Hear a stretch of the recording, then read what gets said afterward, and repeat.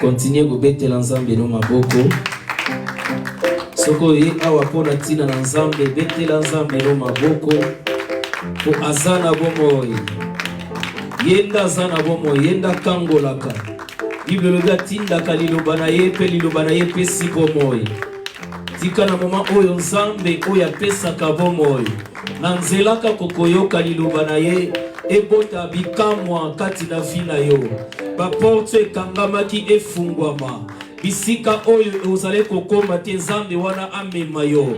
Banzela oyo nano koma te nzambe alekiso na banzela wana. Aza nzambe oyo asalaka nzela ta na katikati na epale. Balobi aza nzambe oyo abetisaka mbula. Ete yende mutu ayebi tina na biso kozala. Oh, banda ko célébrer le nzambe ya vina ngai. Oza nzambe ya ba prière na ngai. Oza nzambe ya mabolongo na ngai. Oza nzambe ya ba révélation ya vina ngai. Oza nzambe oyo azali kolona nyonso. Na moni oyo kokana na yote. Na moni oyo aza monene lokola yote. Yonde toye ko célébrer. Na pokwa oyo tolobi oza monene. Eza na nzambe mosusu te. Oya zalo lenge moko na yo. Oya sala kalo lenge moko na yo. Oh, yondo zana kati na weza lesika. La Bible nous dit là où est ta présence, il y a absence des méchants. Tika présence non esika oyo. Et longo la maladie kati na banzoto na bato. Présence na yo na kati nesika oyo. Et pesa bombo na makambo nyonso bandaki kotambola te. Yondo pesa restauration. Yondo pesa rétablissement. Yondo pesa réhabilitation. Na ba membre bande ko sala te. Na ba instrument we bande ko simba te. C'est-à-dire que tout en nous est en mouvement. Parce que nous sommes au devant de ta présence. Et que ta présence nous fasse du bien. Et que ta présence nous rassure. Et que ta présence nous ouvre les opportunités. Et que ta présence nous amène dans notre destinée. Dans les noms puissants de Jésus. Alléluia, alléluia. Zwabisika nzambe apambola yo. Pour honorer journée oyo bien-aimé. Tchana makanisi que tu n'es pas venu honorer un homme, mais oye na présence ensemble. Alléluia. Tika nzambe oyo apambola kapambola vina yo. Liloba epoko na lelo ezala partage ya vina yo. Na kombo na Yesu Masia. Alléluia. Na pesi nzambe encore une fois merci pour la journée alelo pour cette faveur. Nzambe oyo alobaka na nzela na ba saleli na ye. Bible zoloba na biso c'est poussé par l'esprit que des hommes ont parlé de la part de Dieu. Tika molimo na nzambe nda communiquer penser na nzambe. Ngana zala kaka instrument oyo nzambe ko salela pour te Bible zoloba il a des mains que nos mains et il a des pieds que nos pieds. Ngana zala kaka canal oyo liloba na ye e kokoma na via mutu moko po vi na ye e pongwana. Alléluia. Alors nzamba zolokumu na pamboli église mobimba esika pasteur de wazali nzambe wana akanisa ye oya sali ete tozala na mukola lelo nzambe wana azolokumu. Alors thème na biso tozo continuer kolobela ezali qui demeurera dans la montagne sainte. Alléluia. Amen. Tolobaki dimanche pour un petit rappel pour tokota na deuxième partie. Tolobaki dernièrement tolobi nani oyo apengami ayeba ko umela na ngomba ya esantu. Alléluia. Amen. Tolobaki déjà tango zotanga thème oyo ozokutana déjà na motuna que eza tout le monde tende aza appelé amata na ngomba wana o ezali ya esantu ya nzambe. Alléluia. Donc ce n'est pas tout le monde bien aimé, bien que l'appel eza pona mutu nyoso tu, mais ndenge Bible zoloba il y a beaucoup d'appelés mais il y a peu de lui. Alléluia. Et belé ba bengami mais il y a une sélection. Sélection na batu oyo bako se laisser disponible, bako sala disposer pour baye bako koma na oyo ezele sika wana. Alors ezana batu msusa uzalane na posa wanate po akoma na montagne sainte misusa we kolobata msusu ayebite ndenge na koyepe ko koma na montagne sainte wana. Alléluia.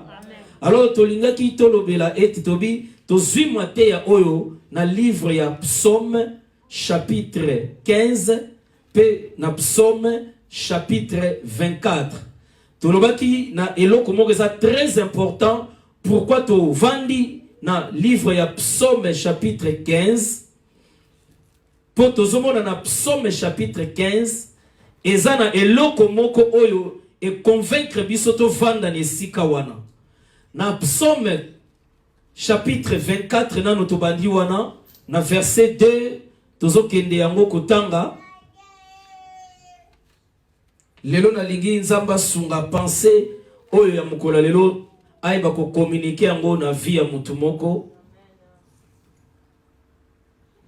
Bible zolo banabiso na Psaume 24, Psaume de David, à l'Éternel la terre et ce qu'elle renferme, le monde et ce qu'il habite.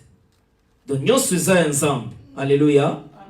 La Bible nous dit car il a fondé sur les mers et il a affermi sur les fleuves.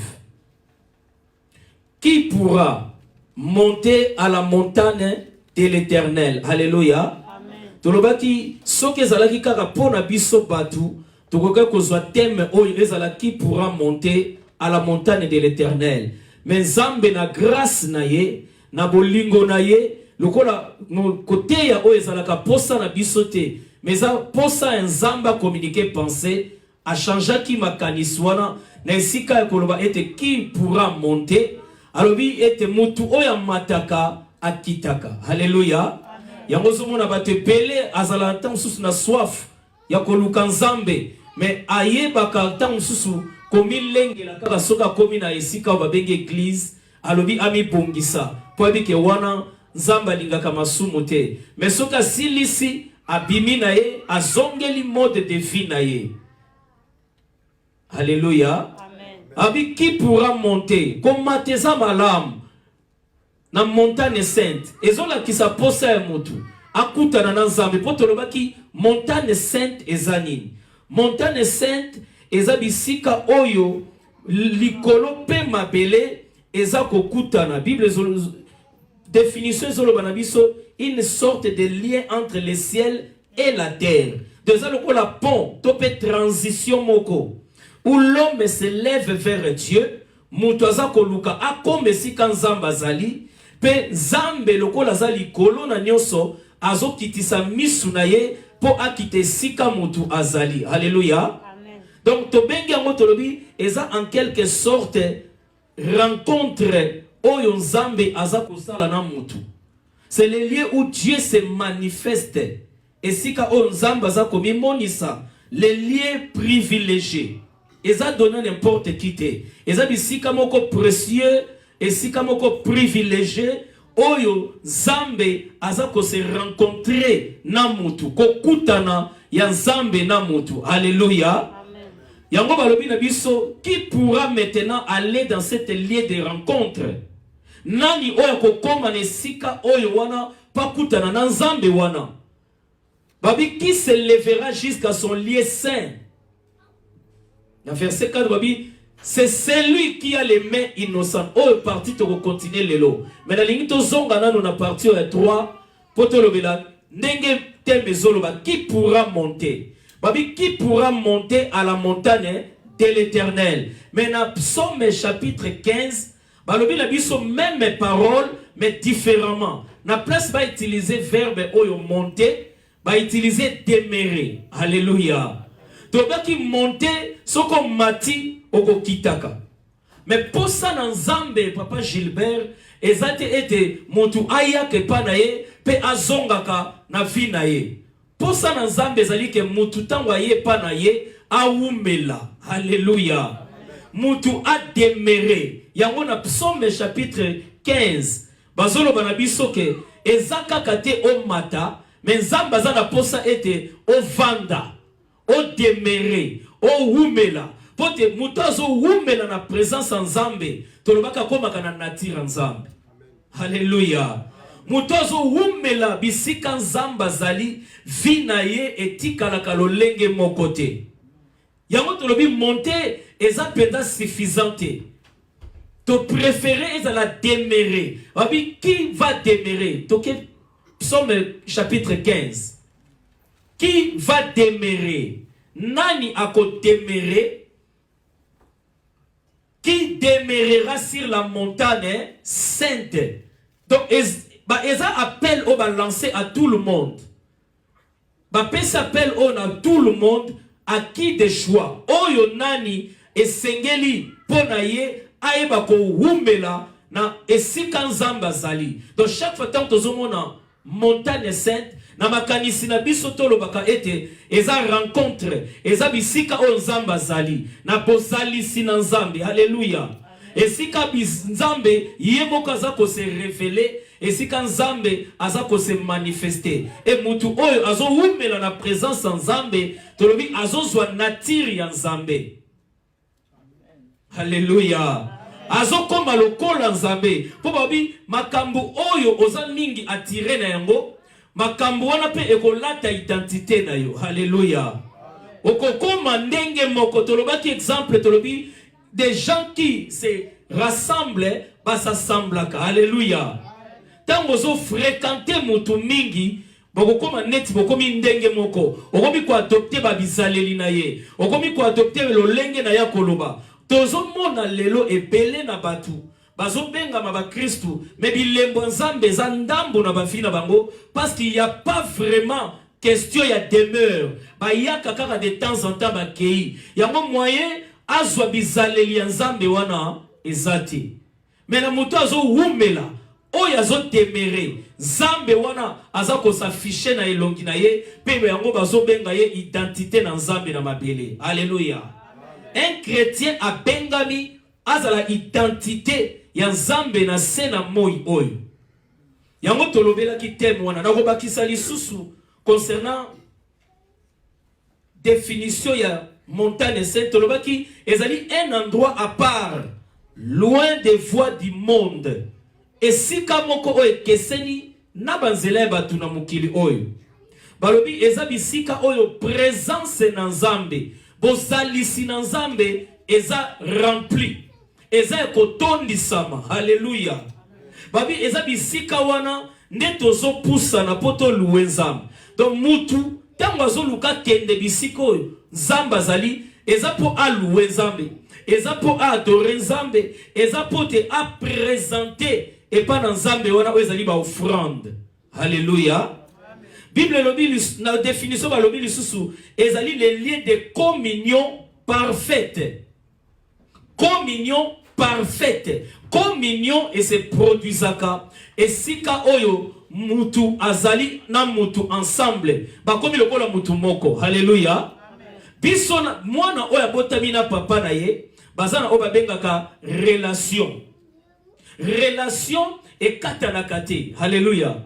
Relation mwana ta sali mabe ata ayini papa na yata bayokani te. Relation etikalaka toujours po aza toujours mwana. Relation katana te. Mais communion esalaka ete ekatana à cause etam susu ya distance. Distance esalaka ete mutu tellement komi musika moyen bozala contact lisusu ezate. Mais biso o mutu azoko demeurer na présence ensemble, Bible zo senga biso to koma na communion. Alléluia. Toko to umela na bomoko na ye.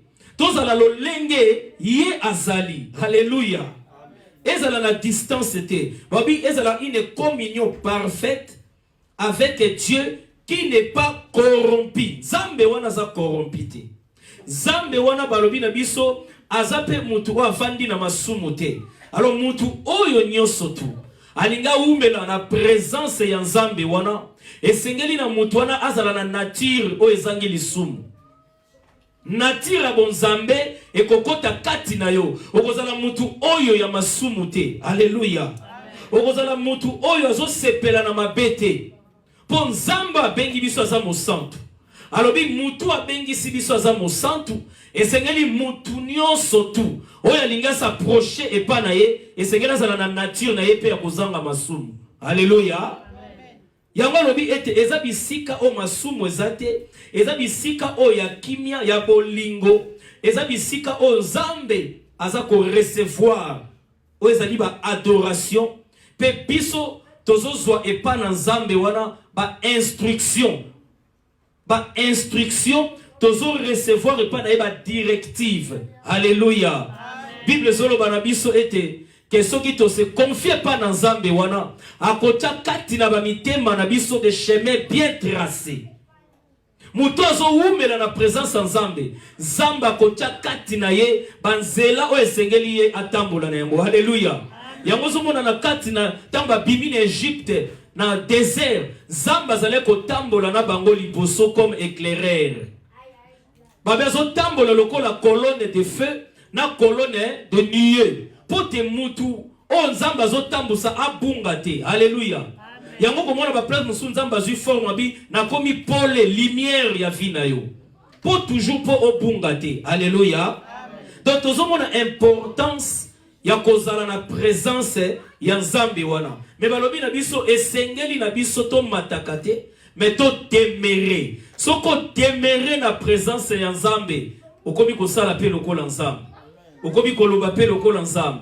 Okomi kotambola pe lokola Nzambe. Ozwi nature ya bonzambe. Alléluia. Eza contagieuse. Totanga ki livre ya Exode. Exode chapitre 38. Exode chapitre 33 verset 19. Tomona ki un homme oyazalaki un peu spécial. Exode 33 verset 19. Tobandi na 19. Bible zolo banabi soboy. L'Éternel répondit. Tobandi na 18. Pour la question de Moïse. Alléluia. Abi Moïse dit, fais-moi voir ta gloire. Et zalaka petam sous quelle préoccupation na yonangai. Olobi Nzambe na yoka yoka kana sango. Na zape na posa na mona yo. Alléluia. Posa mo Christ nyonso tu ezalaka Nzambe oya yoka baninga ba vivre yeye pas vivre expérience wana. Ezalaka kate Nzambe oto yoka ya Moïse. Ezalaka kate Nzambe oto yoka ba Isaac, mais mutu nyonso tu oya ye pa Nzambe azana posa Nzambe wana a se révéler pe na vie na ye. Yango Moïse alobi fais-moi voir ta gloire. Nalingi na mona gloire na yo. Nalingi Nzambe ete pole na yo lolenge oyo zali emoni sama na vie na ngai. Na verset 19 balobi na biso Nzamba zo solola na Moïse. Alobi l'Éternel répondit, je ferai passer devant toi toute ma bonté et je proclamerai devant toi le nom de l'Éternel. Je fais grâce à qui je fais grâce. Tika grâce na Nzambe za la partage na yo. Alobe sa la kangolu na ye na mutu oya lingi. Alléluia. De l'ikoloba même ata batu baluki ba empêché. Mais soki Nzambe alingi abosala yo ngolu. Akozela te ozwa diplôme wana.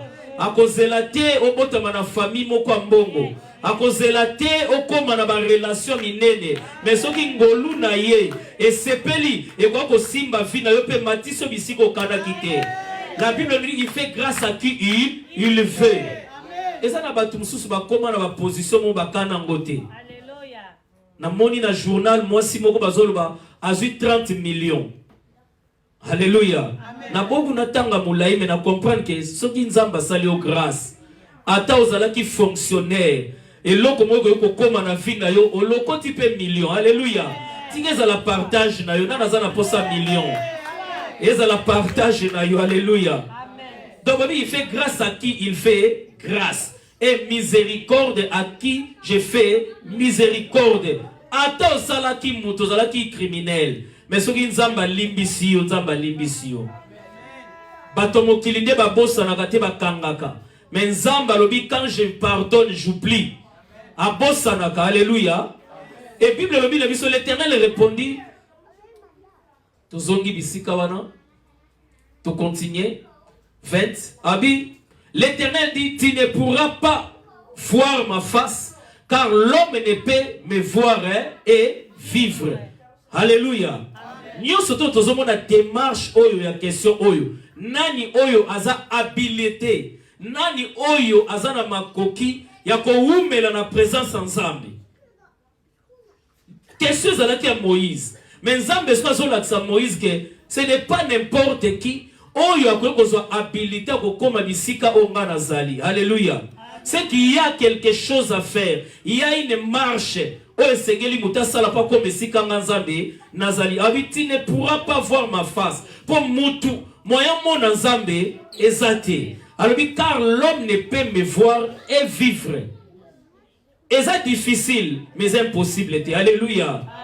Et c'est difficile, mais nzamba la c'est que c'est impossible.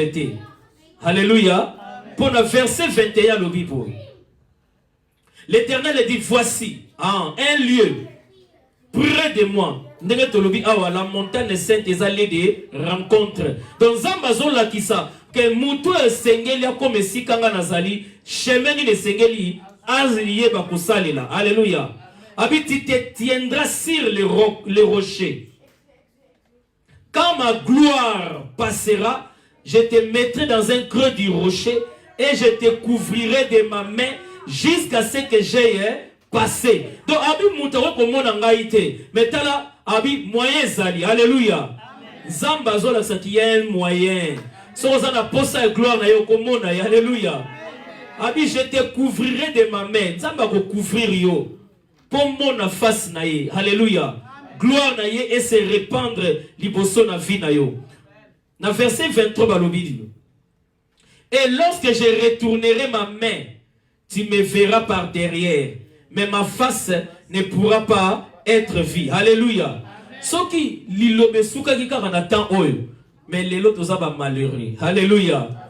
Alléluia. Pote lelo biso ba ton nouvelle alliance.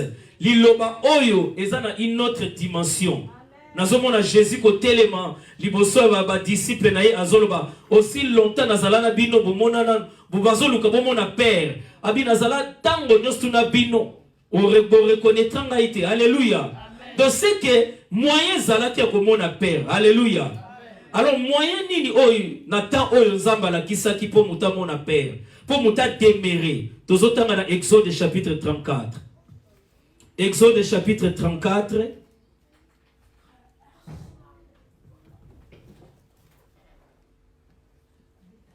Alléluia. Exode chapitre 34. L'Éternel dit à Moïse, taille des pierres comme les premières et j'écrirai les paroles qui étaient sur les premières tables que tu as brisées. Alléluia. Amen. Sois près de bonheur et tu monteras dès le matin sur la montagne de Sinaï. Tu te tiendras là devant moi sur le sommet de la montagne. Que personne ne monte avec toi. Na comprendre que même à ta pour mon ensemble, ils ont les personnel. Alléluia. Ils ont les full te. Comme mon ensemble, ils ont le domaine moko privé. Ils ont été comme moi si nangai. Ils ont été comme mobali nangai. Mutu na mutu. Ils ont privé. Alléluia. Ah bengi Moïse babi yo moko mata. Alléluia. Yo moko mata. Toké na verset 4. Moïse tailla des tables de pierre comme les premières. Il se leva de bon matin et monta sur la montagne de Sinaï, selon l'ordre que l'Éternel lui avait donné. Il prit dans sa main les deux tables de pierre. L'Éternel descendit dans une nuée. Alléluia. L'Éternel descendit dans une nuée. Mais yo lo baki na Moïse mutabo mona ngaite. Est-ce que tu veux comprendre? Yo lobi nangai ke mutawe ko mona ngaite. Mais awa bazolo baso l'Éternel est descendu dans une nuée. C'était là auprès de lui et proclama le nom de l'Éternel. Donc c'est que Moïse a monié. Alléluia. C'est qu'à monié. Ya lo baki mutawe ko mona ngaite mais awa a monié. Alléluia. Donc c'est qu'il y avait une possibilité pour que Moïse a mon ensemble. Alléluia. Nazo balancer image moko apona laksa biso et que zambe oya bengi biso posa na ebanda kala eza a demeurer kati na biso. Alléluia. Posa na zambe eza a habiter kati na batu oya kela. Moïse pe alaki posa na eke nzambe yo ozala o tozo monaka o to yo kaka te tozo tala image moko po tokota na deuxième partie ya o to lingi to lobela lelo. Alléluia. Est-ce que quoi agrandir en Dominique pour sa place o to lingi to expliquer ndenge nini démarche o yesengela ki to mona lisusu présence na Nzambe. Alléluia. Tozo lobela mingi na temps o ezalaki ya Moïse. Ah, bazola sabiso image ya tabernacle. Alléluia. Zambe posa na ye zalaki a demeurer quatre na peuple na ye. Alors il fallait que asala un moyen pour que peuple nyo surtout Israël akoka kozwa accès ya komona présence na Nzambe. Alléluia. Soko tangi na ba verset 19 au mona ete Nzamba linga se manifester liboso na peuple na Israël mais ba moni tellement tonnerre, tellement grandeur. Babite Moïse yo kende yo moko. Alléluia. Pour présence en Zambé, eza émouvant. Alléluia. Eza redoutable. Nenga bisa ki Moïse obi mutawe ko mona ngai te po atikala na bomoy. Jamais ko mona Nzambe otikala na bomoy. Et Seigneur okufa. Personne ne peut voir Dieu et rester vivant. Et Seigneur li okufa. Pour la hina zolo bo Seigneur okufa. Alléluia. Ah tozo mon image à tabernacle. Na image à tabernacle ezalaki un moyen oyo Nzambe alingaki a se révéler ami monisa na kati ya peuple na ye. Moyen pote soki Nzambe ami monisi boye lokola mutako ko mona te boye ko kufa. Alléluia. Alors esengela ki na bato ba benga bikaka privilégié. Batu oyo ba benga mi po ba kota na rencontre wana na lié ya rencontre wana ne ba ko mona elongi na Nzambe. Alléluia. Yamba lobi na Moïse abi nazo pesa yo schéma oyo ko permettre que mutu amona ngai. Awa tozomona image ya tabernacle na kati ya image oyo ezolobela biso ni soki totali tozomona iya clôture ya tabernacle. Clôture eza riba ya pembe oyo ezingi clôture oyo nyosto. Tout ce qui est comme image na tabernacle oyo ezolakisa biso kaka image ya mutu songolo. Alléluia. Ya Yesu Masia. Alléluia. Na batang oyo koya to ko expliquer mo to kende. Alors soki totali image oyo mutu nyonso to bengamaki po aya ko mona elongi na Nzambe abane koya maboko pamba te. Yango moni ezalaka très important. Lelo tozo négliger o eza culte. Au moment où mutu ya culte azoza la consciente na oni ya zo kusala na église. Alléluia. Nzambe pas permettre mutu ya na présence na ye elinga ka tchaba norme. Elinga ka expliquer comment est-ce que mutu ko s'approcher na présence na ye. Azo la kisa Moïse obi comment est-ce que ko ya na présence na ngai. Abandi ko la sabi okosala tente oyo. Na tente oyo ya rencontre, ya lié ya rencontre oyo. Avant Moutoya, et c'est là un sacrifice. Alléluia. Sacrifice. Yangone mutezo bana d'abord qu'on peut mutu accès na présence yanzam. Alors aux hommes aba image ba sacrifice. Ezo symboliser que considération ya esika oyo ya kokota. Alléluia. Sacrifice na yo ozo mema et pas yanzambe oyo zo lukokuta na naye. Ezo la kisa image na yo. Alléluia. Ezo la kisa lolenge nini yo osengeli oyo bakomi boma. Poto kuta na Nzambe wana. Sinon tu ne pourras pas les voir. Alléluia. Sinon kokite komona ye. Alors na kati na parvi awa. Eza na biloko mi balé bande ko sala. Mais eza na deux choses. Eza ki na cuve de rein. Pe eza ki na oba bengi hôtel nini. Cuve de rein na hôtel de sacrifice. Alléluia. Na hôtel de sacrifice na cuve de rein o eza ki na biloko mi balé. Na hôtel de sacrifice esika bazo sacrifier nyama. Pe na cuve de rein eza sika oyo ozo purifier. Image eza image. Nyoso to tozomona mama tete ezaka image. Ezaka image ya culte. Lelo tamso koloba ah mais tozomona ngo lelo te. Lelo to mona ka sous tente oyo te. Parce que ezali mais batunde tozo comprendre ngo te. Et comme lelo culte to komo sala ordinaire, to komi koya ndenge to lingi nzoka, le culte yango esalamaka. Donc mutu tango zoye pa na nzambe ko kozala vivant te faut kufa. Alléluia.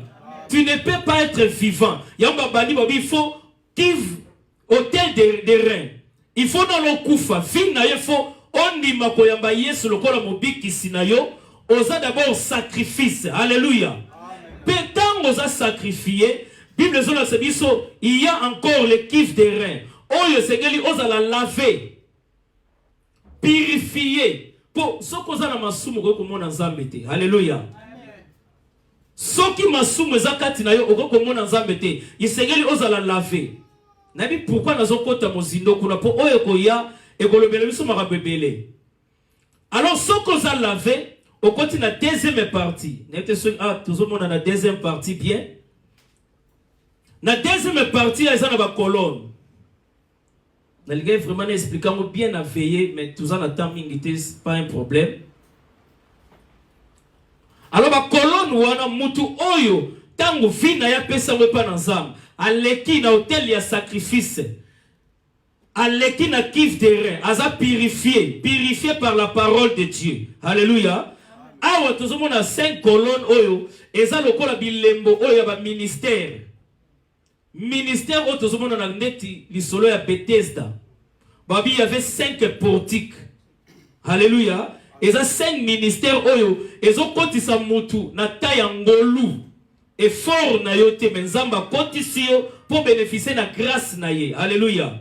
Pe mutu oyo a boma ki vi na ye. O ba purifier ye. Oya leki na porte oyo. Azungolu pa nanzam. Tanga komi awa il y a 3 choses. Oya kokuta nanango. Il y a les tables de pain de proposition. Oh, eza lokola liloba, oh esengeli mutolia pose à la réconforter. Ezali susu na 7 chandeliers. Oh ezali la lumière oh ko éclairer vinayo. Ezali susu na porte wana l'hôtel de parfum. Oh ezali ba lo sambo oh yoko matisa et pas nanzam. Alléluia. Et c'est la partie où va bengi lié saint. Donc pour mon nzambe et c'est que comme peto. Alléluia. Bongisa yango bien Dominique. Alors ce qu'on l'équipe étape oyo 3 place ba komi chiffre 3 wana ezaka ka rideau.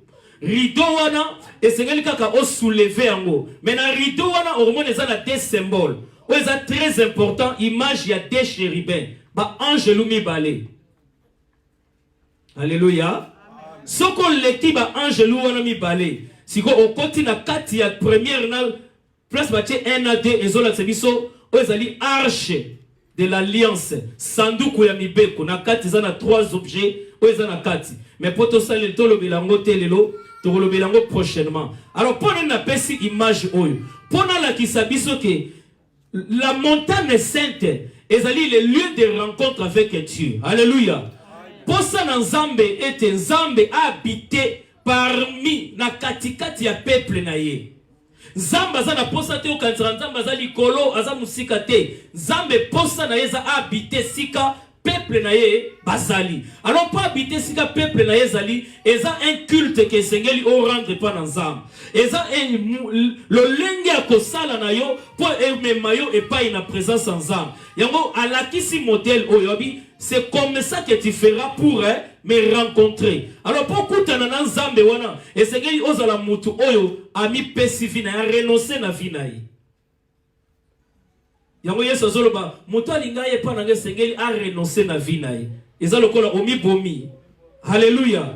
Si tu ne meurs pas, oko kuta na nzambe te. Et sengeli omi renoncer na vina yo ondimi vie ya Yesu Masia. Alléluia.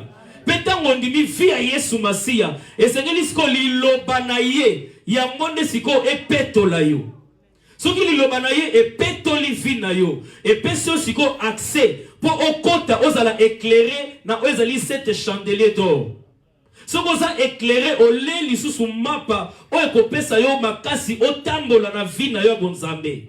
Petango za déjà éclairé aux liloba na ye siko obandi ko matisa ba parole oyo eza ba losambo na yo eza lokwa ba parfait et pas na trop nzamba. Alors tant nzamba ko yoka sola malasi wana agréé yo nde babi okoti na place oyo azali la montagne sainte bisika nzambe azali. Est-ce que tu comprends dango? na besoin image moko siko poto comprendre. Alléluia. Na bilembo na bimisi aw. Nyonso tu na lobeli pona lobelaka montagne sainte. Na bi que naza encore na temps. Na robande la deuxième partie de lobi. Mais na lingi to comprendre to zo livre ya Genèse.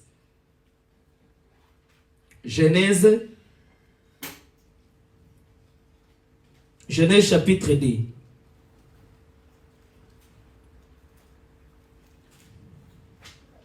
Alléluia. Amen.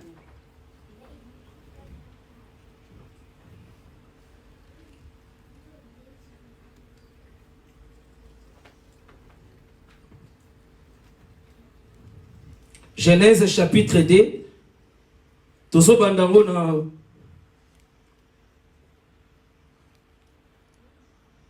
c'est là pour la place verset ko aider biso. Tobani na chapitre 3 verset 2. Bible zolo banabiso, la femme répondit au serpent: nous mangeons du fruit des arbres du jardin. Mais quant au fruit de l'arbre qui est au milieu du jardin, Dieu a dit: vous n'en mangerez point et vous n'y toucherez point, de peur que vous ne mouriez. Alors le serpent dit à la femme: vous ne mourrez point, mais Dieu sait que le jour où vous en mangerez, vos yeux s'ouvriront et vous serez comme des dieux, connaissant les biens et les mal. Awa tozomona image oyo, ndenge Bible zola tsabiso la femme qui était dans les jardins, ndenge nyoka qui ko tenter Ève. Adam zalaki souverain sacrificateur. Alléluia. Pour yende mutazaleng na accès komona na nzambe. Yende mutabane ko na contact na nzambe. Et Bible la kisibiso tangu nyoso to nzamba zopesa Adam ba instruction. Asa la nyoso zalaki na kati o zalaki ya Eden. Yende mutabane ko na rapport na pesi nyama o kombo boy. O yazu kombo boy. Et lorsque la femme est arrivée, femme azalokola peuple nzamba pesa ki Adam. Alléluia. Apesi Adam lokola yondo za mokonzi ko diriger Oezali jardin. Mais lorsque la femme est arrivée, la femme a induit l'homme en erreur. La femme a sa image de population. Alléluia. A induire l'homme en erreur. Et Adam tanga kwei zamba saleni ni abi osali boendengeni na pekisa ki bino boliambu mawana. Alléluia. Image na zolo belezani. Olongo l'image yango. Tcha tabernacle. Nous allons pouvoir expliquer biso pour nga pe na comprendre. Alléluia. Pour te comprendre montagne sainte oyo. Donc les images oyo na lingito zala nango tangu nyos tozolo ko rendre culte pa na nzambe. Alors na kati awa tozomona nzambe alobi nini? Azui l'homme et la femme a créé a tie bango na kati ya jardin d'Éden. Alléluia. Et na kati ya jardin d'Éden oyo place ki bango Bible zolo banabiso était partie où ils allaient qui est montagne sainte autour le la première partie les lieux très saints et c'est sika o nzambe avandaki et sika Adam ko solo la nanzam et ça relié ya rencontre nanzam. Alléluia. Et deuxième partie et ça sika ba bengi lié saint et sika wapi o mutu azoya tanga solo li nzambe pour le fait que vanda wana to démérité et c'est que le zonga na bosantu na yo parce que nzamba zana poso zala toujours saint. Et lorsque la femme a été créée, la femme était toujours en contact avec l'homme dans la deuxième partie. Ève allait toujours na rencontre na Adam na deuxième partie. Et c'est sika o wapi baibaki na ko liambuma. Alléluia. N'habitez ce qui n'a pas se faire comprendre. Ce que mon est compliqué au tuninga est question. Alléluia. Vous en avez droit. Alors, tant que sika awa, balembu mana deuxième partie awa. Bible zolo banabiso le fait que nzambe oyo abenga ki Adam aza saint. Abi ozali susu sainté. Pour le fait que bolembuma et sengeli bo bima na esika oyo za mosantu. Alors ba sengeli ba longo na deuxième partie oyo. Oyo zala ki saint, ba eko koma na première partie oyo esika e sacrifice. Et si comme masumu. Alléluia. Bah comme on sika oyo ya masumu na première partie. Donc l'homme a été déchu de la présence de Dieu. Yango monita nzamba yeko luka Adam. Question nzambe zalaki Adam où es-tu? Alléluia. Adam où es-tu? Adam lobi je me cache. J'ai entendu ta voix et je me suis caché. Mais Adam, soki nzamba zala ki komona nyoso tout. Est-ce que nzamba zala na makoki omona Adam ici kazala été? Mais pourquoi l'homme a été? Pour, je me suis caché derrière les arbres. Alléluia. Na cause la caché derrière les arbres. Et ça, dans le verset de Bible, que les arbres dans la Bible, ils ont la population. Les gens du monde. Donc, dans le moment où Adam s'est caché, car on a 4 bateaux, il y a un moyen de faire et ça te pas sangani na masumu. Alléluia. Est-ce que ça va? Ça va? Maman, Odette, ça va? Est-ce que vous comprenez, Maman Nazolo? Si vous comprenez, je suis là pour ça. Tozu image mususu. Pour le moniteur mususu. Tozu Jean chapitre 4. Pour nous toujours te expliquer lié à culte. Importance dans la montagne sainte. Donc comprendre l'importance à Moutou Oyo, Azolunga pour rendre culte panzam. Identité, nature, ni ne segela zalanango. Alléluia. N'était pourquoi on a s'attarder. Ah, il fallait la bandambala moko na deuxième partie à message. Alléluia. Dans Jean chapitre 4, bazola tsabiso. Jean chapitre 4. Jean chapitre 4. Bazolo belabiso li solo banana verset 18. Li solo ya la femme samaritaine.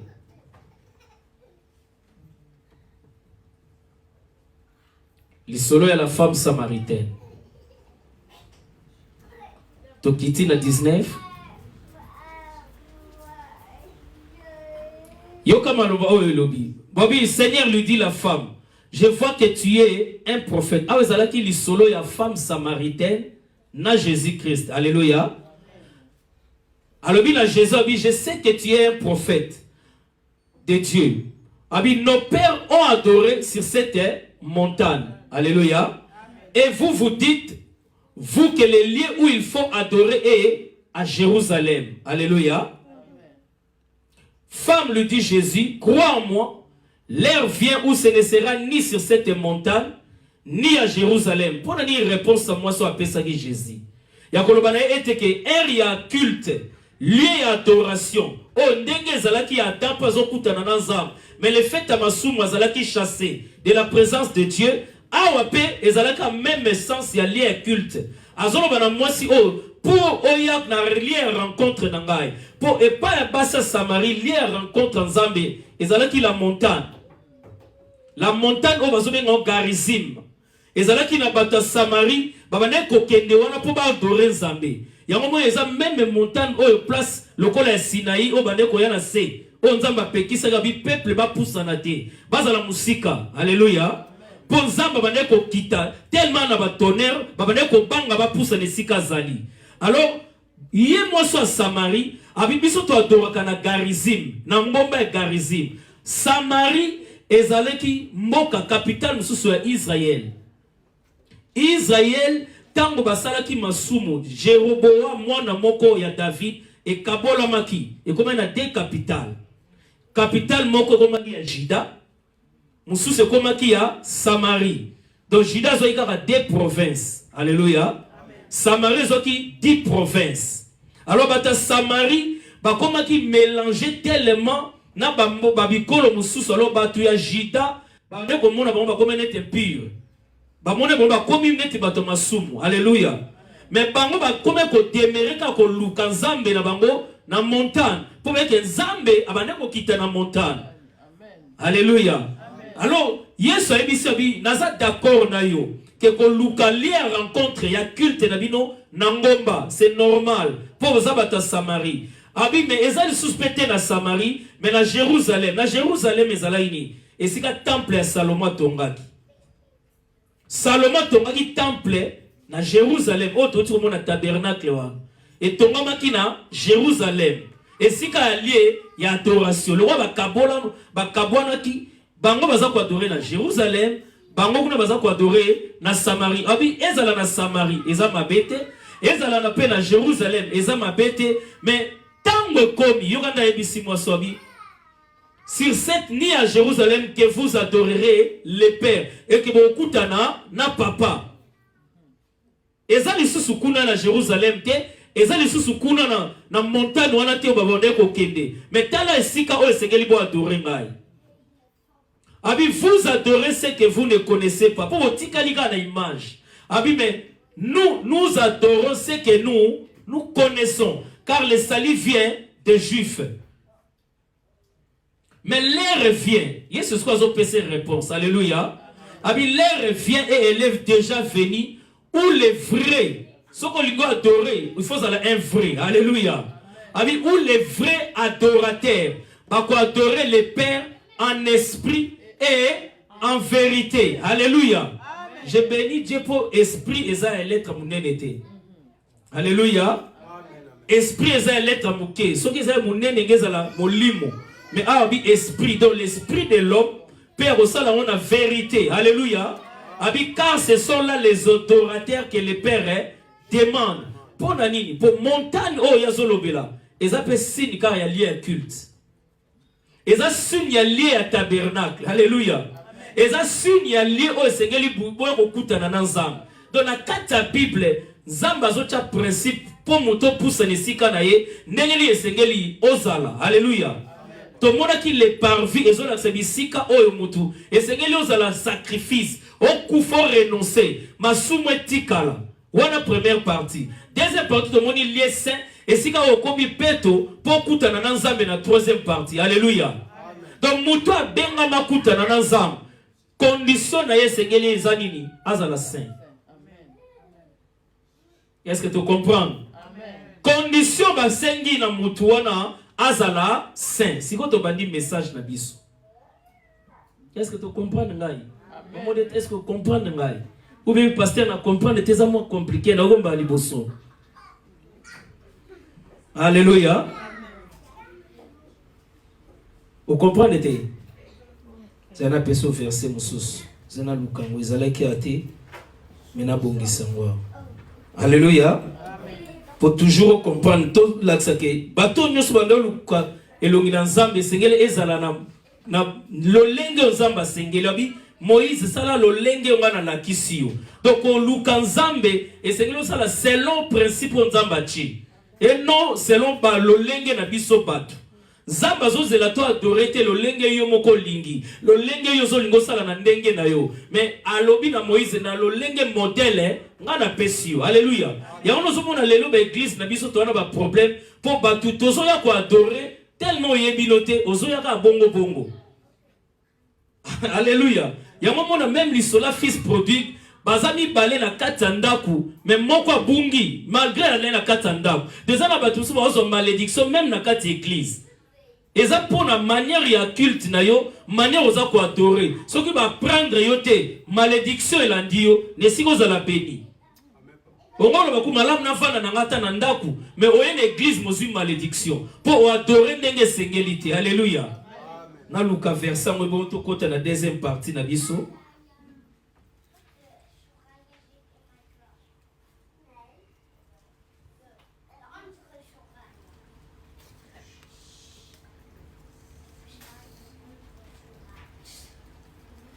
Alléluia. Amen.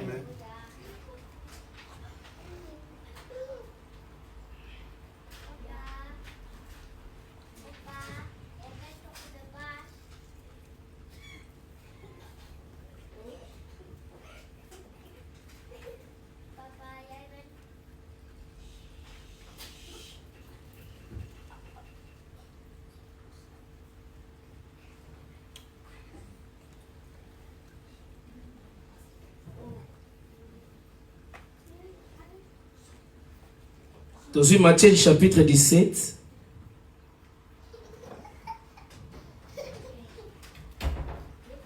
et dans Luc chapitre 9, verset 28 à 36. Luc chapitre 9, Luc chapitre 9, verset 28 à 36. Toujours bêta c'était toujours dans la montagne sainte où ils allaient à rencontre. Le principe on zamba tchendeni muto kutana ça la culte pas dans Zambe. Alléluia. Amen. Bible Zolo Banabiso. Environ 8 jours après qu'il lui dit ces paroles, Jésus prit avec lui Pierre, Jean et Jacques. Alléluia. Amen. Et il monta sur la montagne pour prier. Il n'y a pas que la montagne. Alléluia. Amen. Bible Lobby. Pendant qu'il priait, l'aspect de son visage changea et son vêtement devint d'une éclatante blancheur. Et voici 2 hommes s'entretenaient avec lui. C'était Moïse et Élie. Alléluia. Qui, apparaissant dans la gloire, parlait de son départ qui allait accomplir à Jérusalem. Pierre et ses compagnons étaient apaisantis par le sommeil, mais s'étant tenus éveillés, ils virent la gloire de Jésus et les 2 hommes qui étaient avec lui. Au moment où ces hommes se séparaient de Jésus, Pierre lui dit, Maître, il est bon que nous soyons ici. Dressons 3 tentes, une pour toi, une pour Moïse et une pour Élie. Il ne savait ce qu'il disait. Comme il parlait ainsi, une nuée, tout le monde une nuée, alléluia, vint les couvrir et les disciples furent saisis de frayeur en les voyant entrer dans la nuée. Et de la nuée sortit une voix qui dit, celui-ci est mon fils Élie, écoutez-le. Alléluia. Amen. Quand la voix se fit entendre, Jésus se trouva seul. Les disciples gardèrent silence et ne rencontrèrent personne. En ce temps-là, rien de ce qu'ils avaient vu. Pour une verset au moment d'être. Et ça pour rappeler le sous concernant la femme samaritaine. Il y a des gens qui adorer Nangomba. Alléluia. Alors, Ngombe zalaki lié au bandé ko ça fait culte na bango. Le lenge moko pe Jésus, Bible zola sabiso était yepe amati na Ngomba. Mais tant amati na Ngomba, Bible zota li sabiso azale ye moko te. Na ngambu na mobali na mwasi Elina na Moïse babimeli. Mais bato bazale ki accompagner na Jésus là Jean Pierre, Jacques na Jacques. Alléluia. Bango misatu bazale ko accompagner. Mais soko tali bisiko bantu mususu ba disciple. Mususu batikalaki eza lokola image ya temple ototi kolobela tabernacle. Et sika wapi batu batikalaki na mboka, ba disciple batika na parvis. Jean, Jacques na Pierre bazale na lieu saint. Pe et sika o Yesu azalaki yemo ko azale na lieu très saint. Alléluia. Dans la savango toujours image ya qu'on rendre culte et adoration. Alléluia. Et ça toujours na 3 dimensions. Oyo mutu esengeli ole kapo adorer nzambe. Mais il y a liboso e bandeli oto lito beta sete awo ezali nini les parvis. Et ça important na mutu tango lingo o adorer nzambe esengeli ozala d'abord pur. Jamais mutu aza impur okoki kopusa na o adorer nzambe. Zamba bengisi biso alobi eteke esengeli bato balingi ba adorer ye bazala pur lokola ye moko azali pur. Alléluia. To bandi matin na biso na Psaume 15 ndenge tolobaki. Comme ça to tanga penser o elan ezola sa nane esengeli aya ko adorer Nzambe.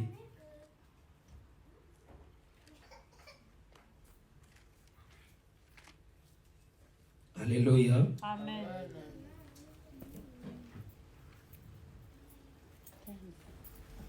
Psaume 15.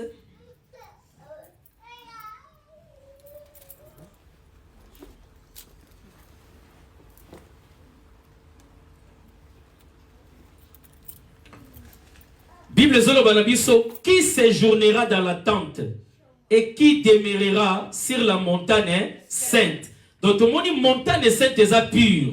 Et ça lié à culte, lié à adoration. Alors, n'a esengeli amatana lié wana. Esengela zalani. Ba critère ni esengela zalanango. Pe nature na esengela zandeni. Bible lobi na bisoni, na verset 2.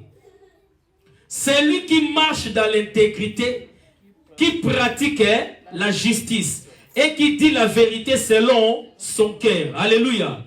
Na verset, na chapitre 24, na sepela kinango. Pour présenter ma partie au muto azakolaksa o azana impire.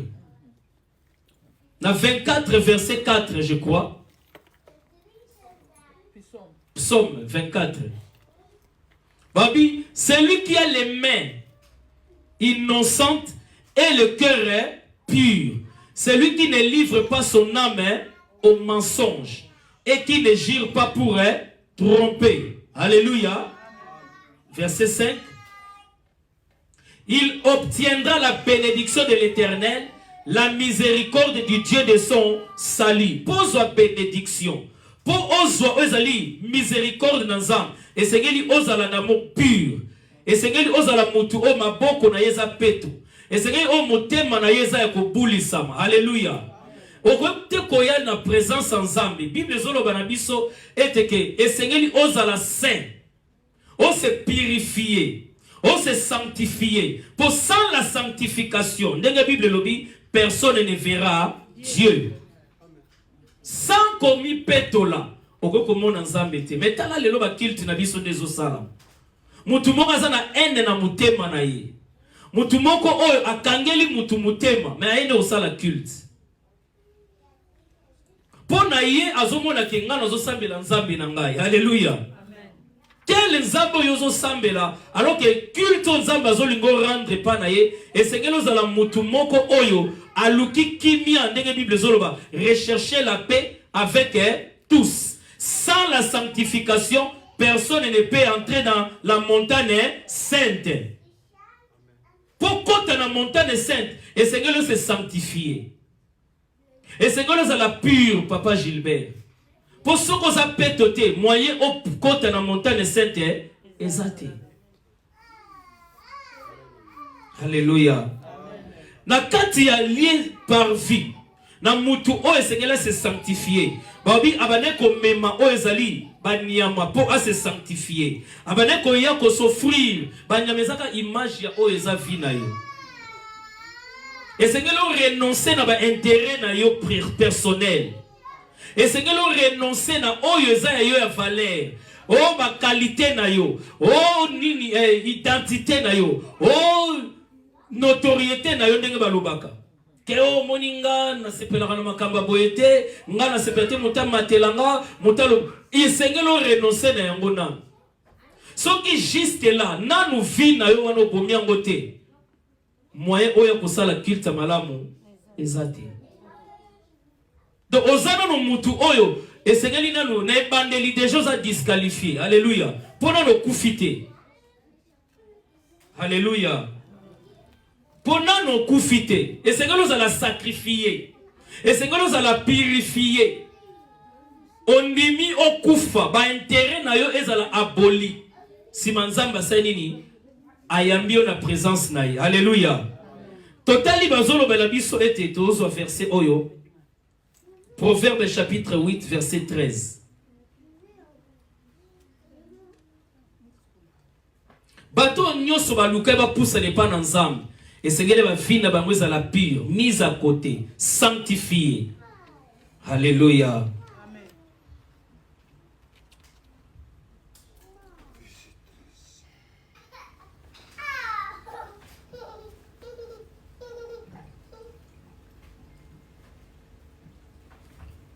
La Bible nous dit ceci, la crainte de l'Éternel, c'est la haine du mal. Yo banga kanzambe me mabeza na mkati na yo. Yo banga kanzambe me ozo demere nanu na oeza la haine kati na yo. Yo lobezo banga nzambe me la jalousie ezano ko demere kati na yo. Mais église na biso zo ko avancer te pona nini. Pour ebele na biso juste là. Culte zano na porte ya bandeli. Nanu to komi ata na niveau mi balete. Na lié sainté. Ba tuto zano na parti ya liboso. Nanu to se repentir te. Nanu to komi pur te ndenge nzamba zo zela. Alléluia. To zano na le parvi nanu. Nanu nzoto na yo ekufite. Nanu ba intérêt na yo bomiango te. Nan orgueil na yo longoli yango nanu te. Ozo kangama nanu na ba position na yo. Yango zo sala ete que juste là, moi yo komba na troisième partie, o ezali le lieu saint ezate. Ozana no sacrifice te. Nano kufite. Alors que Yesu azozelabi, muto alinga ye pa nanga sengeli azala a renoncer d'abord à lui-même. Ce qu'on renoncer à soi-même, au boy intérêt na mutu pena saloma be obite pona Yesu na limbisi yo. Alléluia. Pona Yesu nazo linga yo kaka. Pona Yesu na che kitoko nanga na pembeni. Pona Yesu na che lolendo nanga na pembeni. Je t'aime encore pona Yesu. Alléluia. Wano komi mbeka. Okomi sacrifice. Ozo luko leka parti à liboso. Ozo senga ke oza la purifier. Okufi oza purifier. Si vous comptez la deuxième partie à simple. Et nous sommes là. Tozana no wana mama Liliane. Question nange zali.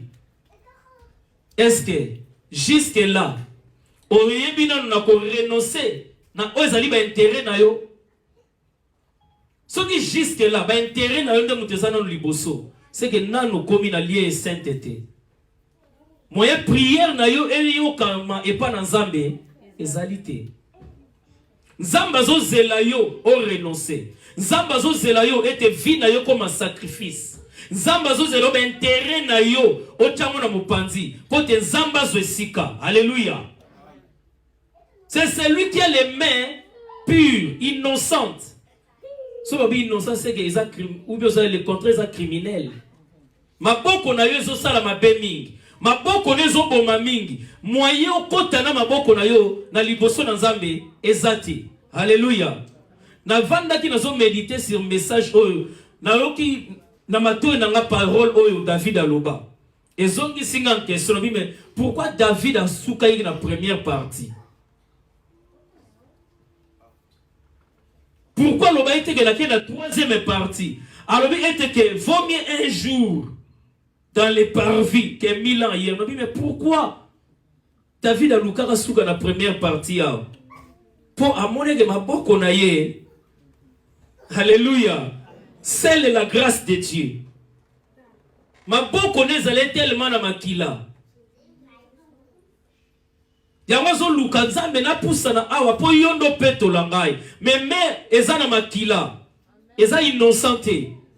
Azo luka se repentir. Yamabino luka na zalata jour moko na présence awa. Na le parvis pote na parvis tango yoko peto langa na kiv de rein. Na kozwa occasion ko kota na ngolu na yo. Na deuxième partie. Alléluia. Soko koti na deuxième partie. Wana ndesko liloba na Nzambe ndeko misko ko diriger yo. Okomi ko se nourrir na liloba na Nzambe. Pe moto aza ko se nourrir na liloba na Nzambe. Akomi ko tambola selon. Ndenge David alobi, ta parole est une lampe à mes pieds. Non comme ko zala éclairer. Alléluia. Peut-être ozo koma éclairer. Ndeko ko zo possibilité ya ko tombola rideau. Ba angelo ba bengana ki ba dana Eve ba ko bengana yote. Oko kota na présence siko ya Nzambe esika arche na yezali. Alléluia. Pour ça Nzambe zali ke kilt na biso to longwana na première partie. Pour jusque là tozana nouana. Ya on makambezo changer te. Moyen to na bénédiction Bible zoloba que bénédiction ezo kitate pour jusque là tozana première partie. Alléluia. Alors tozo ke ko bonde là. Est-ce qu'on peut se lever? Nabi ke nazalaki trop dire. Maman de soko moni nanda ko siyo moto benginga na téléphone bi pasteur bandela pona ngai. Alléluia. Pour moni eloko ebo mabiso na église pour tozo luka okoba musikati. Alléluia. Tozo luka kokota te to yeba ko zwa malte ya oesege to kota to luka na profondeur.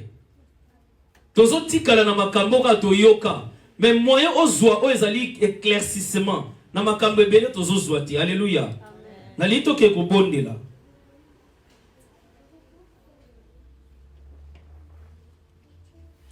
Prière na biso to rebondela na après-midi alléluia.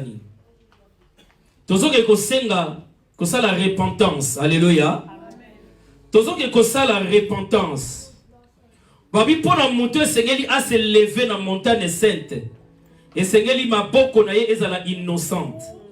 esengeli motema na ye ezala pure na lingo zonga kati na yo oke kolela mawa na Nzambe miséricorde na Nzambe contrôler état d'âme na yo bien-aimé tala bisika nini o communion na yo na Nzambe katanaki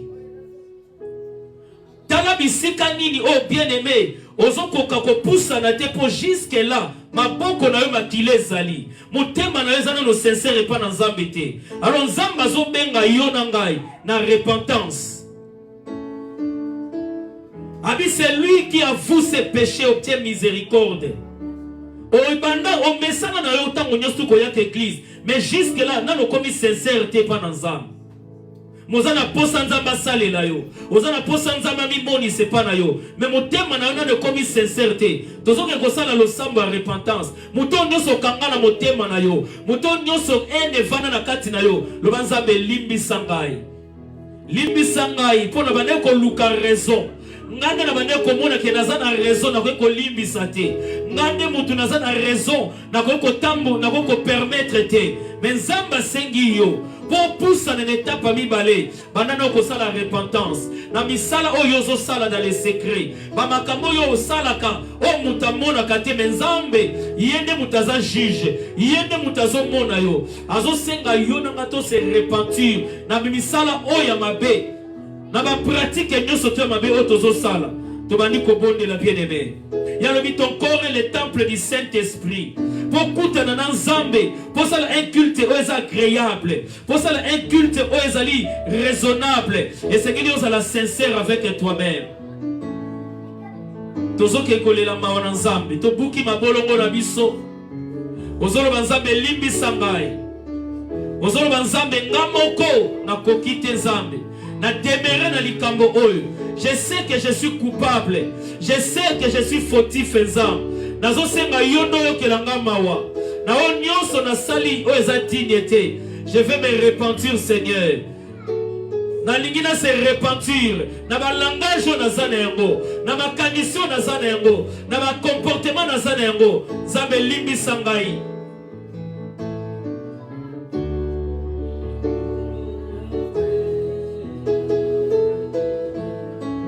Tozole la mawe pa na Nzambe. Moyo kota na lié très sincère soki na motema na yo et comme na no sincère envers Dieu te. Tozole la mawe na Nzambe bien-aimé. Ba murmure eza na mitema na biso. Ba pensée impure tozanango. Toza tout le temps na ba découragement. Musala na Nzambe tozo sala avec négligence. Il est le Dieu qui voit toutes les choses. Tu dois se repentir liboso na yo Nzambe parce que tu es le Dieu qui voit. Il n'y a rien de caché devant de toi Seigneur.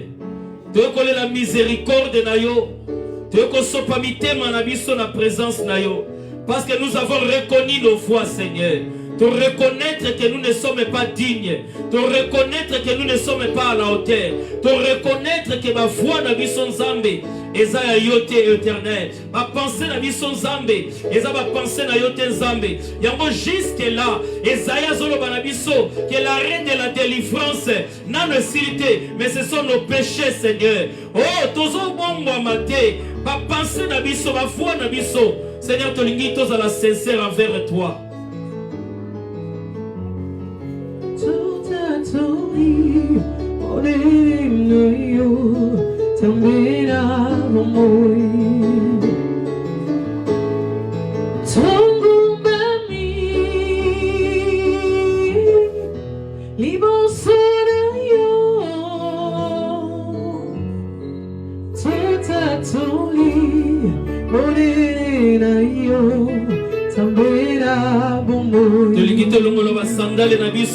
Moïse, enlève tes sandales. Les lieux dans lesquels tu te tiens est saint. Pour le biso pe ba sandales toza ko porter Nzambe. Tosali na un long chemin Seigneur. Mais yo lingi to se débarrasser. Na makambo ezo pesa yo gloire te. Na makambo ezo pesa yo lokumu te Nzambe. To lingi to za la sincère envers toi et l'arrêt de la délivrance ko koma na ba vie na biso. C'est ma miséricorde pour na yo, pour na libota na yo.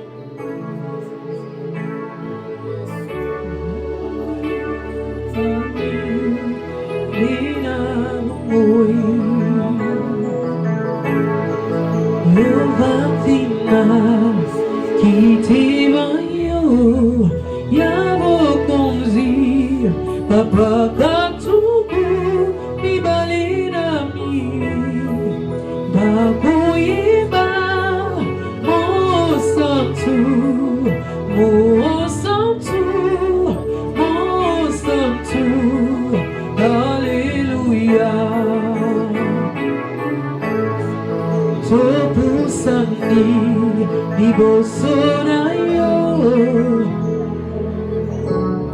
Papa Katuku Mibalina ine Bakoyeba Tuzosenga miséricorde na yo. Mo Santu Hallelujah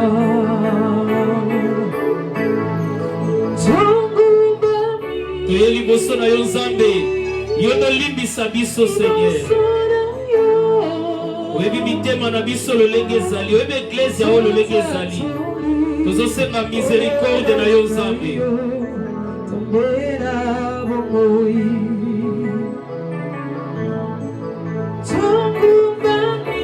yokela biso mawa na eglise oyo Nzambe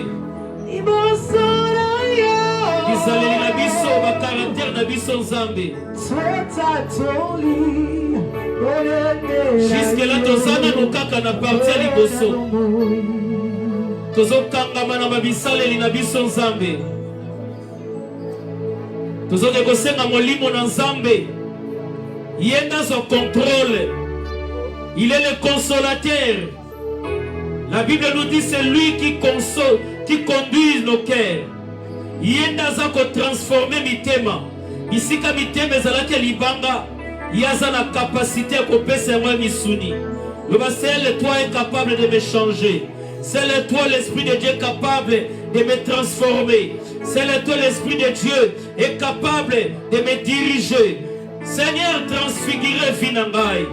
Changer vie nangai. Et que ma vie ne reste plus dans ces mauvaises habitudes. Bondela senga molimo na nzamba sunga yo nangai.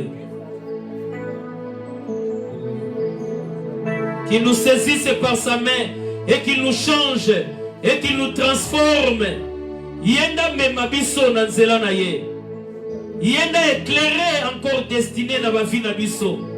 C'est toi l'Esprit de Dieu, celui qui connaît les cœurs, celui qui voit ce que les hommes ne peuvent voir.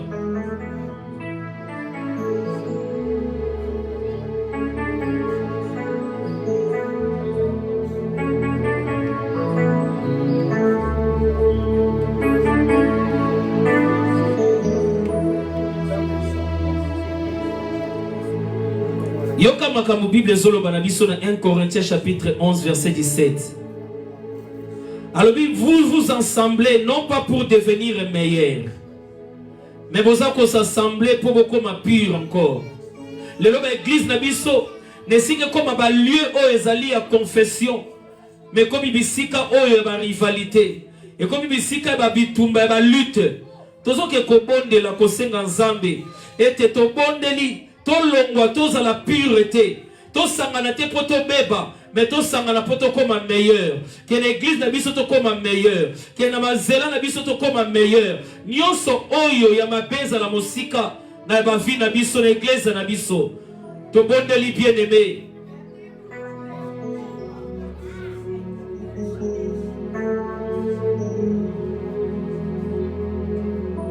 Seigneur, nous ne voulons pas nous rassembler, Seigneur, pour te garder ma état nabiso, te garder ma réputation nabiso, te garder ma notoriété nabiso, mais tous les zambé, tous à la transformer par toi, que tous à la transformer na bateau bazon comme un meilleur et non bateau bazon comme un pur zambé. Fais un travail dans nos vies, fais un travail dans nos assemblées, fais un travail dans cette église, Seigneur. Et que dans nos assemblées, tous sangana poto comme un meilleur ensemble. Dans ma famille, na biso to comme un meilleur. Dans ma vie, bana na biso to comme un meilleur. Dans ma église, na biso to comme un meilleur. Tomitiki na maboko na Nzambe. Lobana mitiki yo de transformer biso. Lobana mitiki Nzambe yo de transformer biso. Molimo na Nzambe yo de mema transformation. Na ba vie na biso Nzambe. Nos mères éternelles eza na makila. Mitema na biso eza sincérité. Mais tolobi yo de transformer biso. Yo de changer biso Nzambe. Yo de changer mabota na biso. Yo de changer ba vie na biso. Tolingi to koma meilleur. Tolingi to sanganaka. Nesika to koma meilleur to koma ka pire. Nesika to bomba to koma en plus mauvais. Nzambe yo de changer biso.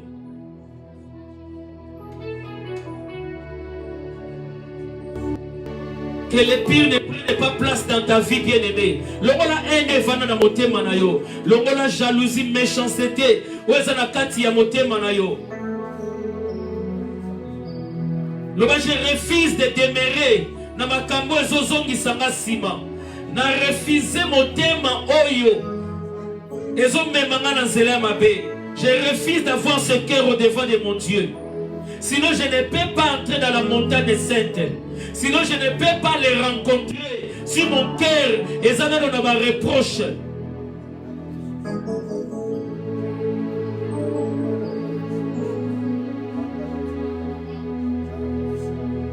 Bonne la bien-aimée contre nyonso ezokomisa yo za la pire. Nesiko za la meilleure ozokoma pire. Nesiko koma agréable ozokoma désagréable. Le banzambe sunganga na longwa na eta oyo Nzambe. Sunga même atana ba foyer na biso Nzambe. Tolonga na eta oya pire. Mais to koma meilleur. Na kata famille na ngato koma meilleur. Na vie ya bana na ngana koma meilleur. Na ndako na ngana koma meilleur. Na kata ba relation na biso to koma meilleur. Et te vie ya pasteur na ngana koma meilleur.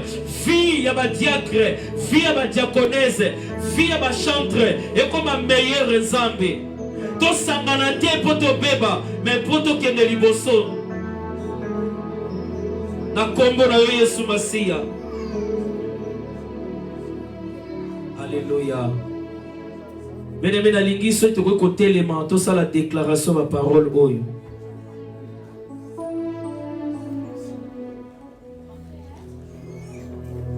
Ézéchiel chapitre 37. Bible zolo banabiso.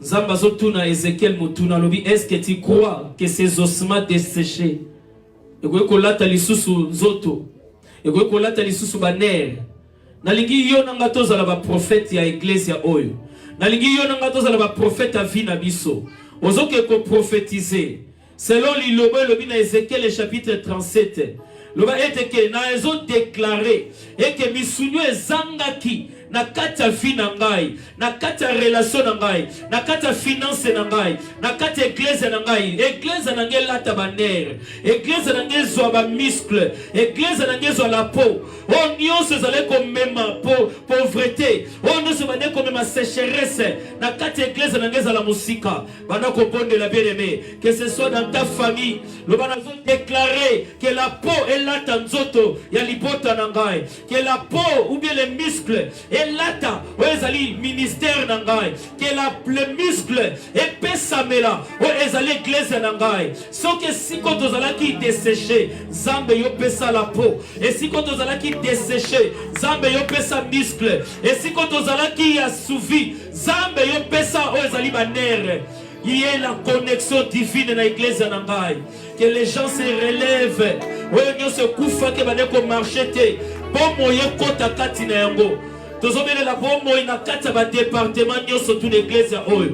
Tozomele la bomo na kata ba vie na bato, na ba misala na bango, na ba ndako na bango, na ba relation na bango, que la vie epesama. Na kombo na yo Yesu Masia. Seigneur, donne la peau, Seigneur, donne les nerfs, Seigneur, donne les muscles. Na kata ba vie na biso Seigneur. Tozo sangana non pas pour le pire, mais tozo linga oh Dieu, yo transformé. Ba vie na biso tozo na kata na zalesika, qui est la transformation, qui est le changement. Na kata l'église oyo Nzambe. Tolingi to mona oh Dieu, makamba sika e banda na kata l'église oyo. Tolingi to mona Nzambe, ba place ezanga lesika oyo. Tolingi mitema ya bato ezwa bomoi, ba fina bato ezwa soit bomboy, que la peau nous soit donnée, que les nerfs nous soient accordés, que les muscles nous soient accordés, Seigneur notre Père. Au nom de Jésus. Quand il s'accate na biso changement ainsi qu'à l'église oil. Même un changement na kati na église oil nzambe.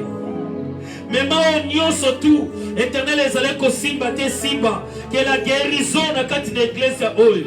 On nyo sozala qui dessécher comme à transformer Seigneur. Tolingi to connaître une nouvelle percée.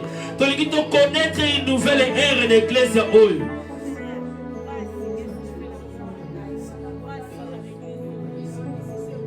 Tiko fungola opportunité ainsi kakati l'église na biso nzambe. Tolingi to kutana na opportunité ainsi ka l'église oyo. Qui y a des portes fungwa nzambe. Qui y a des occasions pesa la biso na l'église oyo. Kolo ni monisa au Dieu. Révèle-toi Seigneur notre Père.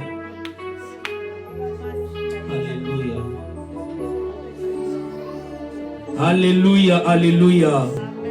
Amen, amen. Tokangi misu na biso na zobondela. Seigneur Dieu des armées. Yo omoni katabite na biso. Tu as senti le désir bien-aimé. Omoni posa na biso kolongwa na makambo ezozongisa biso sima. Tolingi to marcher avec toi. Tolingi to rendre yo un culte ezali raisonnable. Culte ezali agréable. Yango lobi na biso to se sanctifier parce que toi tu es saint. Prière na mazambe que tout et chacun de nous dans l'église oyo azala purifier Seigneur. On nyonso tout nzambe ezali ko marcher te l'église oyo à cause de ton alliance nzambe ba porte sike fungwama au nom puissant de Jésus-Christ. Tozobele la transformation, tozobele la oh Dieu changement, tozobele la une nouvelle percée. Na on nyonso ezala qui dessécher et recouvrir la peau, et recouvrir les murs, les muscles, et recouvrir les nerfs. Na kati na vie na biso dans tous les départements, dans nos foyers, dans la vie de nos enfants, dans nos relations, dans le nom puissant de Jésus-Christ. Seigneur, nous disons comme une seule personne, oui, le bonheur et la grâce nous accompagneront tous les jours de nos vies et nous habiterons dans la maison de l'Éternel jusqu'à la fin de nos jours. Au nom de Jésus-Christ, tu acclames Nzambe wana bisika tozali. Je suis convaincu dans mon cœur, tant on en est qu'on méditer passage Oyo, Nzamba et Singapour na Ézéchiel 37, que yazo bandelo komoka sika na via mutumoko. Alléluia. Yo ozali awa na ligo saisir vraiment cette opportunité, ça par hasard toza awa. Tike loko Nzamba monisaki.